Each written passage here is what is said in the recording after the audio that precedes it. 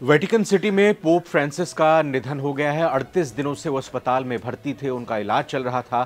88 साल की उम्र में पोप फ्रांसिस का निधन हुआ है। लंबे समय से पोप फ्रांसिस बीमार चल रहे थे।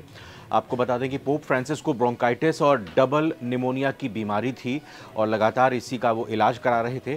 पोप कैथोलिक ईसाई धर्म के सबसे बड़े धार्मिक नेता होते हैं। दुनिया में ईसाइयों की संख्या 240 करोड़ है और इनमें से 130 करोड़ कैथोलिक हैं, यानी लगभग भारत की आबादी जितने लोगों के वो धर्मगुरु थे।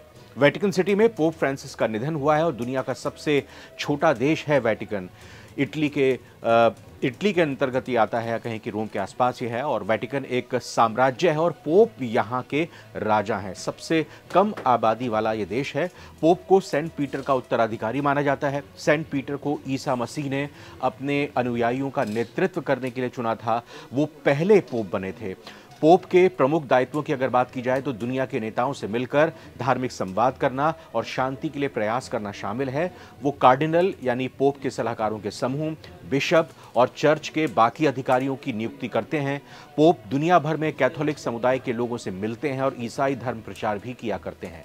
और इस बीच एक ये भी आपको जानकारी देना चाहेंगे कि ईस्टर के अवसर पर अमेरिकी उपराष्ट्रपति जेडी वेंस ने रविवार को उनसे मुलाकात की थी। जेडी वेंस से मुलाकात करने के साथ ही पोप फ्रांसिस ईस्टर यानी रविवार के दिन सेंट पीटर स्क्वायर में हजारों लोगों को आशीर्वाद देते हुए भी नजर आए थे। कुछ समय के लिए जनता के बीच वो सामने आए थे, लोगों को आशीर्वाद दिया और सार्वजनिक कार्यक्रम में वो शामिल हुए। इस अवसर पर लोगों की भीड़ ने तालियां बजाकर पोप का स्वागत किया था। 88 साल के पोप फ्रांसिस हाल ही में डबल निमोनिया के इलाज के लिए अस्पताल में भर्ती हुए थे, जैसा हमने आपको पहले भी बताया।